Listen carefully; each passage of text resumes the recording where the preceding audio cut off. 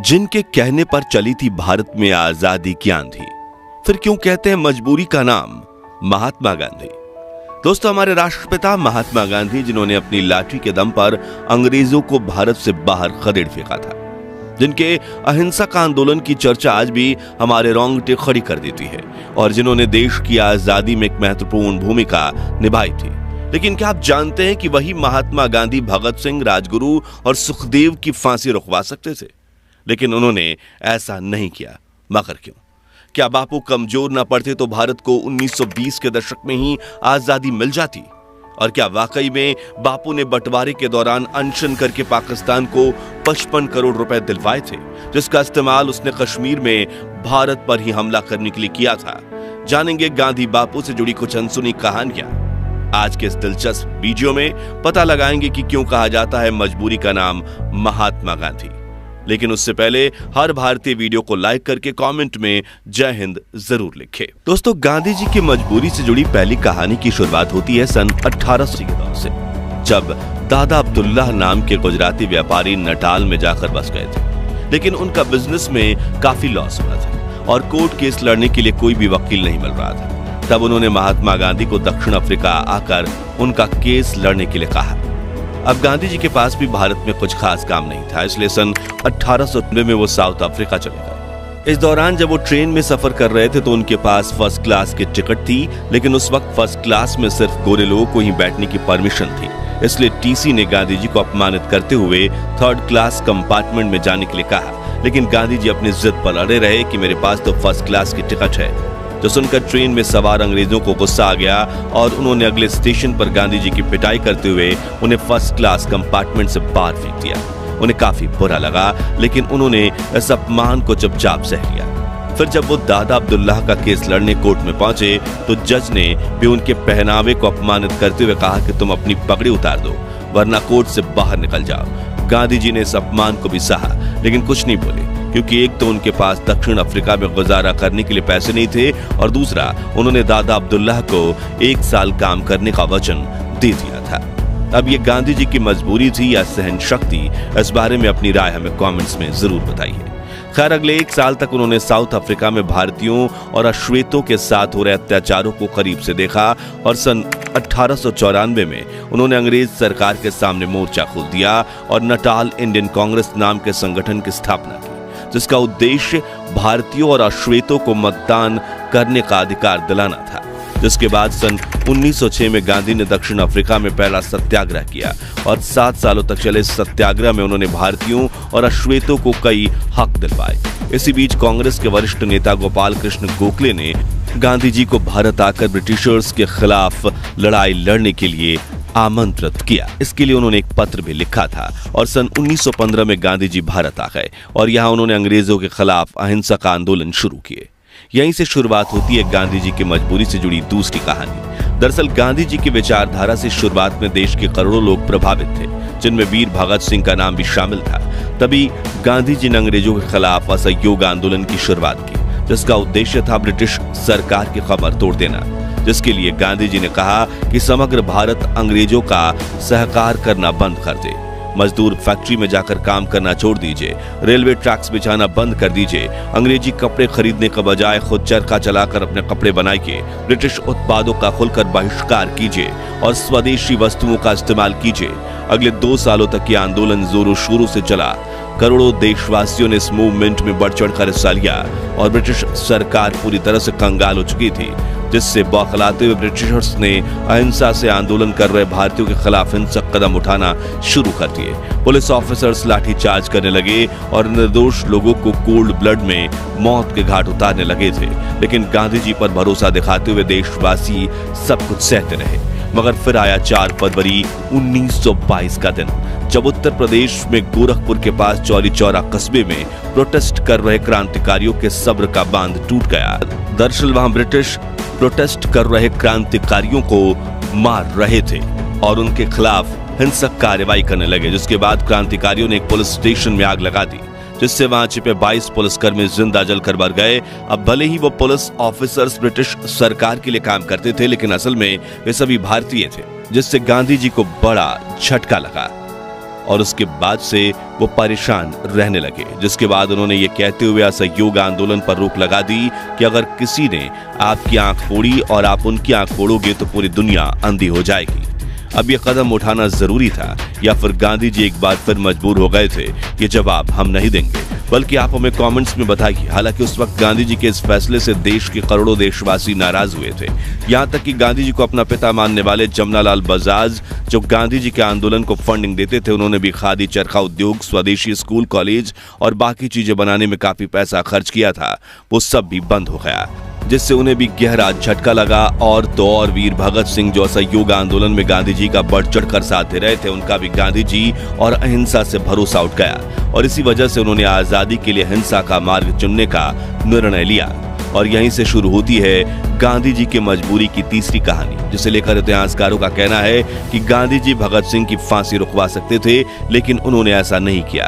दरअसल सन 1930 में अंग्रेजों ने नमक पर 2400% टैक्स लगा दिया था, जिसके खिलाफ गांधी जी ने दांडी सत्याग्रह छेड़ दिया, जिसमें अहमदाबाद के साबरमती आश्रम से दांडी यानी कि आज के नवसारी तक उन्होंने 78 साथियों के साथ पैदल यात्रा शुरू की। 387 किलोमीटर की अहिंसक यात्रा में गांधी जी के साथ हजारों लोग जुड़ने लगे और भीड़ इतनी बढ़ गई कि काबू करना नामुमकिन हो गया, जिससे तंग आकर अंग्रेजों ने इस आंदोलनकारियों पर लाठीचार्ज करते हुए पीटना शुरू कर दिया। गांधी जी ने भी मार खाई और उनके साथ हजारों क्रांतिकारियों ने भी, लेकिन वो चलते गए। जब गांधी जी का यह आंदोलन समग्र भारत में न फैल जाए, उसके डर से वायसराय लॉर्ड इरविन ने गांधी जी के साथ 60,000 भारतीयों को अरेस्ट करवा दिया। हालांकि वो गांधी को ज्यादा समय तक जेल में नहीं रख सकते थे, इसलिए उन्होंने गांधी जी से बात करके गांधी इरविन पैक्ट बनाने का फैसला किया। इस इरविन पैक्ट की वजह से भगत सिंह और उनके साथियों को फांसी हुई थी, मगर कैसे, वो जानने से पहले हमें यह समझना होगा कि आखिर गांधी जी और इरविन समझौता क्या था। इस समझौते में गांधी जी ने ब्रिटिश इरविन से ये कहा था कि जो भारतीय ब्रिटिश हुकूमत के खिलाफ अहिंसक आंदोलन कर रहे हैं, वो ना तो आपके खिलाफ लाठी उठा रहे हैं और ना ही हाथ, बस आपकी आवाज उठाकर बात आप तक पहुंचा रहे हैं, तो आप उन्हें गिरफ्तार मत कीजिए। और दांडी सत्याग्रह में भी जिन अहिंसक फ्रीडम फाइटर्स को गिरफ्तार किया गया, उन्हें छोड़ दीजिए। वायसराय इरविन ने कहा, ठीक है, लेकिन मैं भगत सिंह, राजगुरु और सुखदेव का क्या करूं? इन्होंने तो ऑफिसर्स जेपी सॉन्डर्स की हत्या की है। तब गांधी जी बोले, आपको जो ठीक लगे वो कीजिए। गांधी जी के इस रुखे फैसले की बात जब कांग्रेस के सामने आई, तब सुभाष चंद्र बोस समेत कई लोगों ने भी गांधी जी और इरविन के समझौते का विरोध किया। वे मानते थे कि अंग्रेज सरकार भगत सिंह की फांसी की सजा माफ नहीं कर सकती थी, तो समझौता करने की कोई जरूरत नहीं थी। वहीं करोड़ों देशवासियों ने भी भगत सिंह के बिना समझौते को स्वीकार करने के गांधी जी के समझौते का विरोध किया। तभी अपना पक्ष रखते हुए गांधी जी ने किताब स्वराज में लिखा, मैं जितने तरीकों से वायसराय को समझा सकता था, मैंने कोशिश की। मेरे पास समझाने की जितनी शक्ति थी, वो मैंने इस्तेमाल की। 23वीं तारीख की सुबह मैंने वायसराय को एक निजी पत्र लिखा, जिसमें मैंने अपनी पूरी आत्मा उड़ेल दी थी। हालांकि अगर हम इतिहासकारों की माने तो 23 मार्च 1931 के दिन वायसराय को चिट्ठी लिखने का कोई फायदा नहीं था, क्योंकि तब तक तो बहुत देर हो चुकी थी और शायद गांधी जी ने यह चिट्ठी सिर्फ अपने बचाव में लिखी थी ताकि देशवासी उनका साथ दें, बल्कि असल में वो वायसराय इरविन ने समझौते के वक्त गांधी जी को यह तक ऑफर दिया था कि अगर आप भगत सिंह से यह कमिटमेंट लेकर देते हैं कि वे ऐसी हरकत दोबारा नहीं करेंगे, तो मैं उन्हें छोड़ भी दूंगा या फिर सजा तो कम करवा ही दूंगा। लेकिन गांधी जी ने कहा कि मुझे नहीं पता कि वो भविष्य में बदलेंगे या नहीं, इसलिए मैं उनका साथ नहीं दूंगा और उनकी जिम्मेदारी नहीं लूंगा। ऐसे में कहीं ना कहीं भगत सिंह की फांसी के पीछे की वजह गांधी इरविन समझौते को भी माना जाता है। हालांकि ये कहना गलत नहीं होगा कि गांधी जी के कहने पर ही शायद वीर भगत सिंह अंग्रेजों के सामने बिल्कुल नहीं झुकते, क्योंकि उन्होंने खुद अपनी सजा माफी की अर्जी देने से इनकार कर दिया था और तब उनके पिता ने इसके लिए अर्जी लगाई तो उन्होंने बेहद कड़े शब्दों में पत्र लिखकर इसका जवाब दिया था। वहीं भगत सिंह, राजगुरु और सुखदेव के इस बलिदान ने ही करोड़ों देशवासियों में आजादी से लड़ने के लिए आग को जागृत किया, इसलिए उनका बलिदान तो व्यर्थ नहीं गया। खैर, क्या भगत सिंह का साथ ना देना गांधी जी का अहिंसा से जुड़े वसूलों के लिए जरूरी था, या फिर ब्रिटिशर्स के सामने एक बार झुकना उनकी मजबूरी थी? इस बारे में अपनी राय कमेंट्स में बताइए।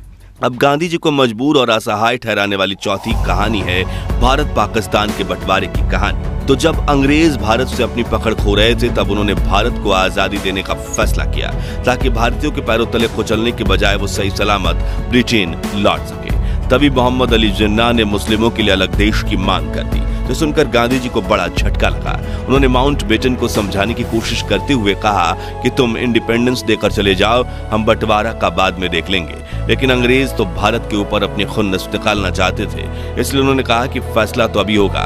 तब गांधी जी ने जिन्ना को भी समझाने की कोशिश की, लेकिन जिन्ना नहीं माने, बल्कि उन्होंने तो कलकत्ता में हिंदू मुस्लिम दंगे शुरू करवा दिए, जिसमें 5,000 से 10,000 भारतीय मारे गए और इस घटना को ग्रेट कोलकाता किलिंग कहा जाता है।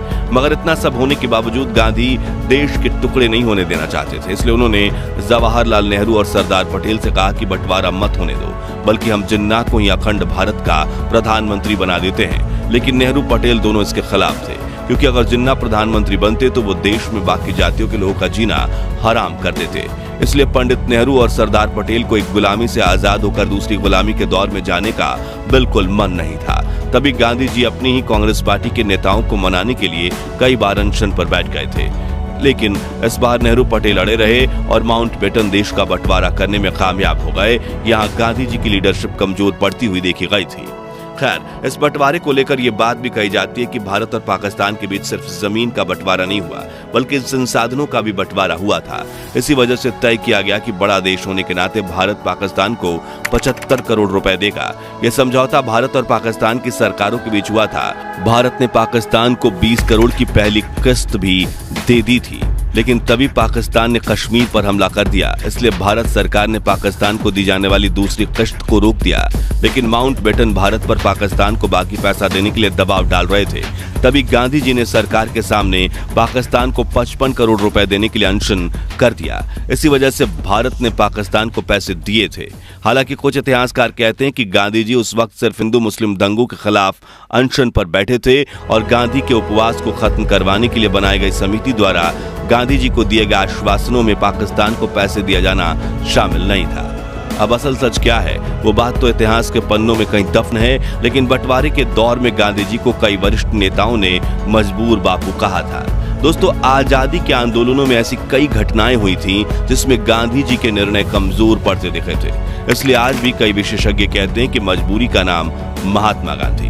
खैर, क्या महात्मा गांधी वाकई में मजबूर थे? और क्या गांधी जी की अनसुनी कहानियां सीरीज का आप पार्ट 2 देखना चाहते हैं? कमेंट्स में बताइए। वीडियो पसंद आई हो तो इसे लाइक शेयर करके 11,000 लाइक्स के लक्ष्य को हासिल करने में हमारी मदद कीजिए। महान भारत के इतिहास से जुड़े ऐसी रोमांचक वीडियोस के लिए हमारे चैनल को सब्सक्राइब करके पास वाली घंटी जरूर बजा दीजिए। जय हिंद, जय भारत।